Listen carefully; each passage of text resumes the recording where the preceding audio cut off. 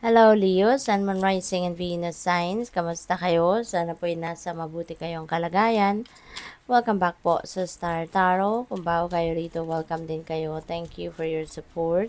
I truly appreciate it. God bless you all. Leo, na mensahe po ninyo, guidance. Find safety in your beacon's light. Ayan. So, maaaring ang iba sa inyo dito, Leo, is receiving divine guidance, no? Kaya, you need to pay attention to your intuition, okay?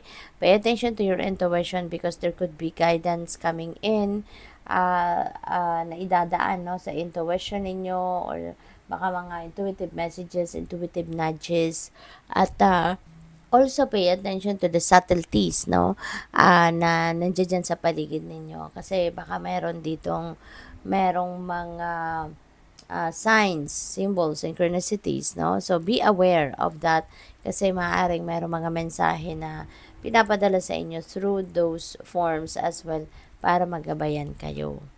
We have travel. Ayan. So, maaaring meron kayong pagbabiyaheng gagawin sa ngayon. Maaaring that is over water, no? Baka mayroong cruise na gagawin ng iba sa inyo rito or baka magbabangka kayo, magbabarko, mag-ferry, yung mga ganon.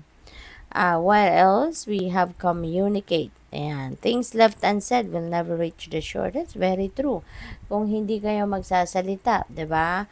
Kung hindi kayo magsasabi na kung ano ang gusto ninyong sabihin, kung ano yung nilalaman ng isip at damdamin ninyo, ay hindi yan makakarating doon sa tao na um,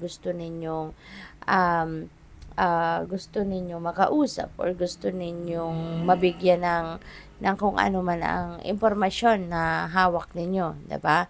Or this is just simply panawagan para sa inyo, 'di ba? Na speak your truth. Okay, speak your truth. Kung ano yung sa loobin ninyo, ano yung nilalaman ng isip ninyo, sabihin ninyo. Okay, wag na ninyong itago yan. Wag na kayong mahiya or wag na kayong matakot. Iparinig nyo na sa taong dapat makarinig na kung ano man ang inyong nararamdaman. Okay? We have message. Ayan, so maaaring yung kailangan ninyong i-communicate is this message, di ba?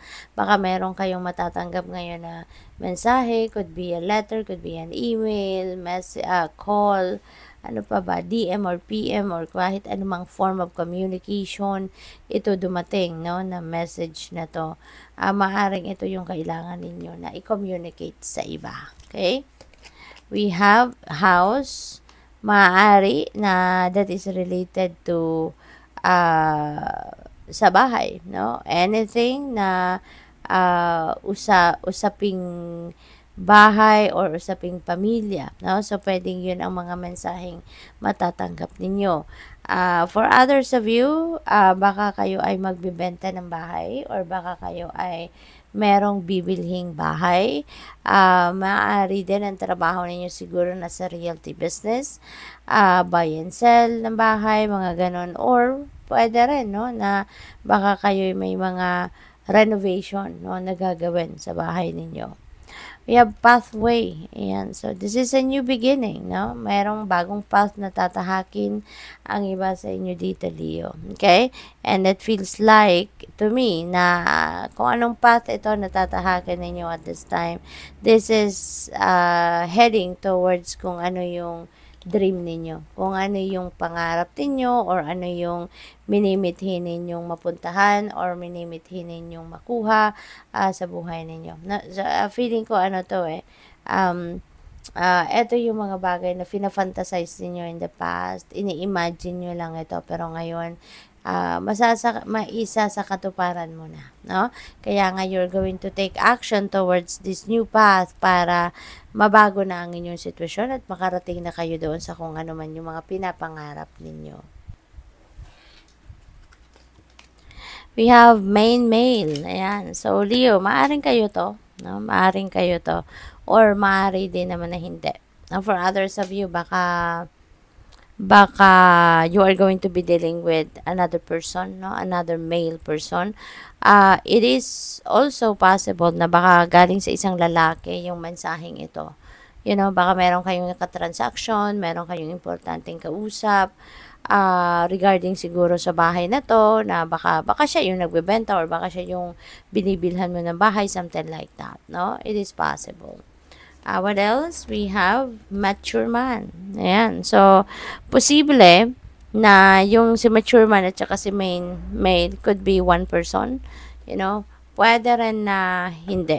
No? So, depende yan sa inyong sitwasyon.